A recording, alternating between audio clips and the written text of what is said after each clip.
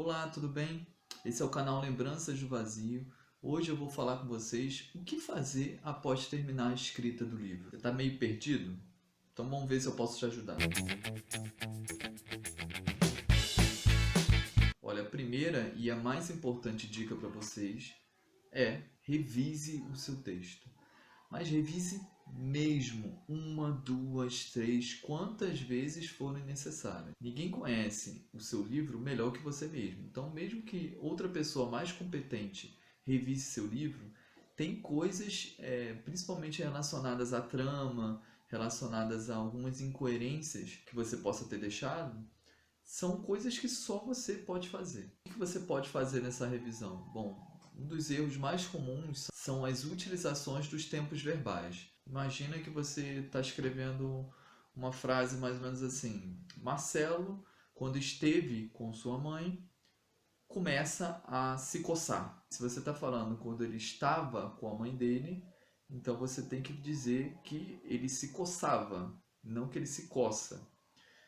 Enfim, são coisas simples, mas que na hora que a gente está escrevendo, de vez em quando passa. Outro detalhezinho que geralmente a gente acaba escorregando tem relação com os diálogos. Então, uma parte dos diálogos pode ter o problema da incoerência em relação ao personagem. Então, é muito comum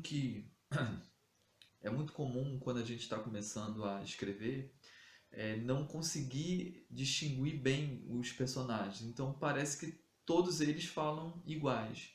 Então você vai fazer uma fala de uma senhora e de uma criança e de uma mulher e de alguém arrogante, de alguém feliz, de vários personagens, e eles falam mais ou menos a mesma coisa, eles utilizam as mesmas expressões, não tem nada que denote essa diferença etária, essa diferença às vezes de escolaridade. Então, se você no seu diálogo colocou os textos muito parecidos dos vários personagens que tem na sua história, revisa porque tem alguma coisa estranha aí. Você não pode botar, por exemplo, uma pessoa analfabeta falando com o seu advogado e os dois falando exatamente a mesma coisa, utilizando as mesmas gírias. Uma das coisas mais importantes em relação a essa primeira revisão ou essas primeiras revisões que você vai fazer tem relação com o próprio ato de ler. Você tem que se tornar leitor da sua própria história.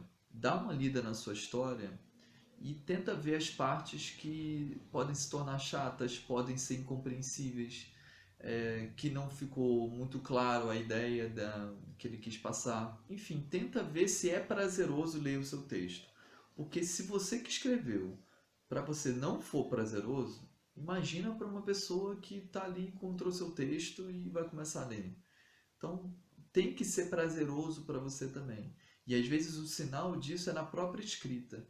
Tem momentos que você está escrevendo um capítulo e você vai vendo que aquilo não está legal, você está travando, você não está conseguindo dar continuidade. Significa que se para você que está escrevendo está ruim, para o leitor vai ficar pior ainda. Então tenta fazer esses cortes, às vezes no próprio processo de escrita, ou logo após o término, quando você vai fazer essas primeiras revisões, para que a sua história possa ser agradável de ler. Um dos maiores compromissos do autor e um dos aspectos mais difíceis também é você prender o leitor. Então, um bom livro, para mim, no meu ponto de vista, é aquele que prende. Bom, aí você vai dizer que você já escreveu o seu livro, você já revisou o seu livro e que você não aguenta mais olhar para a cara dele. Sim, isso é normal. Eu já passei por isso também. E esse é o momento em que você vai ter que buscar outras pessoas para te ajudar. E essas outras pessoas, eu vou distinguir em dois tipos. Primeiro, aqueles que não são profissionais. Então você vai pegar amigos, parentes que não são da área, não são escritores, que não são formados em letras, mas que são leitores. Isso é importante. Não dá o seu livro para aquela pessoa que não lê normalmente. Porque se ela não lê, ela não tem parâmetro nenhum para avaliar o seu livro. Ela vai avaliar por você. Então ela vai dizer que é legal porque você é legal. Vai dar o livro para tua mãe, ela vai achar maravilhoso. Esses leitores que não são profissionais, alguns chamam de leitores betas. Quando você dá o seu livro para esses primeiros leitores, eles vão ler com um objetivo que você vai dizer para eles.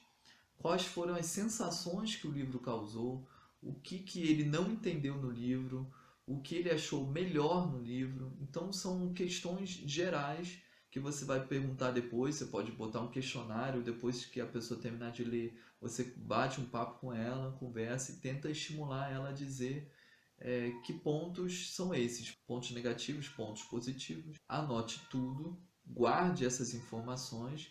Se você ainda não aguenta olhar para o seu livro, deixe essas informações de lado e parte para o segundo grupo de leitores. Caso você não tenha um amigo que seja um especialista da área, que seja formado em letras ou que seja já um escritor experiente, você vai ter que pagar um leitor crítico. O que é essa leitura crítica? É alguém com experiência nesse mundo da escrita que vai poder dizer para vocês quais os pontos que o seu livro pode melhorar. Então, de repente, ele vai dizer para você que o seu livro tem um furo. A grande diferença desse leitor beta para o leitor crítico é mesmo o olhar mais afinado. Então, geralmente os leitores betas eles vão sempre ver de modo geral, enquanto que os leitores críticos eles podem ver minúcias no seu texto que não são perceptíveis para o público comum. Bom, por fim, paralelo a essas revisões e essa busca pelos leitores, você tem que se preocupar com a preservação da sua produção intelectual.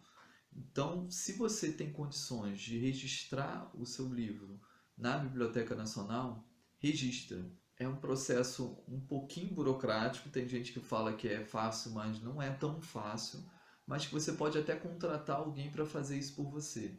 Existe na internet alguns sites, eu vou deixar aí na descrição, que tem profissionais que cobram por esse serviço e não é tão caro assim, levando em consideração o que ele pode proporcionar, a segurança de que ninguém vai roubar a sua ideia e roubar seu livro. Bom, caso você não queira gastar dinheiro e se cansar nessa burocracia, a alternativa é colocar o seu livro no máximo de dispositivos possíveis. Por exemplo, se você tem um blog, coloca no blog e deixa não publicado, manda para o seu e-mail, deixa em vários computadores, porque são coisas que no futuro, se houver a necessidade, tem como você provar que você tinha acesso a esse conteúdo antes do que aquela pessoa que está usando. Agora, posso te garantir que é muito raro que alguém possa roubar o seu livro inteiro. Eu tinha dito por fim, mas eu esqueci. A revisão gramatical ortográfica é muito importante, gente. Por mais conhecedor da língua portuguesa que você seja humilde para dizer que o seu livro, que o seu texto vai conter muitos erros de português. Pontuação, erros de concordância, enfim, coisas que no momento da escrita nem é esse momento de você ficar percebendo isso o tempo todo. Claro que tem coisas gritantes que você pode tirar dúvida na hora, mas tem coisas que vai passando, vai passando, vai passando, que as revisões não dão conta porque o seu olho já está viciado. Então, quando você passa por aquilo, você nem percebe mais. E só um profissional habilitado para isso, nem todo profissional de letras é capaz de fazer uma boa revisão ortográfica e gramatical. Tem pessoas que têm experiência com isso e que podem fazer um bom serviço para você, porque você imagina, a sua história pode ser maravilhosa, mas se ela for publicada com um monte de erro de português, ninguém vai gostar, ninguém vai recomendar o seu texto. Pelo contrário, vai ficar todo mundo malhando você e a editora, porque tem editoras que não fazem a revisão gramatical. Eu vou até falar sobre essa questão com a editora no próximo vídeo. Ah, eu não tenho dinheiro para pagar isso. Então, implora para alguém que você conhece, que seja formado na área, para fazer de graça. Você dá alguma coisa oferece livro depois de impresso, oferece, sei lá, essas barganhas que você vai fazer, vai ser parte da sua estratégia. Eu não vou entrar nesse mérito. Mas não deixe de fazer, isso é muito importante. Já imaginou o seu texto sendo recebido por uma editora e quando ele vai olhar lá o texto tá cheio de erro de português, o cara não vai publicar a sua história. Então vai na minha, faça a revisão ortográfica antes até de mandar para a editora. Bom, gente, é isso. Espero ter ajudado. Você que acabou de escrever o seu texto está aí meio perdido, relaxa, porque acabou só a primeira parte do trabalho. Trabalho pesado mesmo ainda está por vir. Se gostou do vídeo, dá um like, compartilha, assina o canal. Até o próximo vídeo. Tchau!